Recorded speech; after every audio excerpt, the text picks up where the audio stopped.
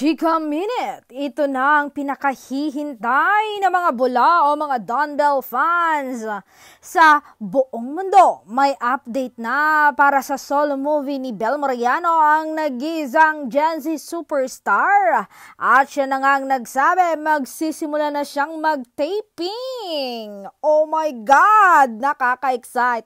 Hindi lang iyon, after that, may movie sila ni Donnie Pangilinan. Ito, panoorin ninyo mga bula para maniwala kayo.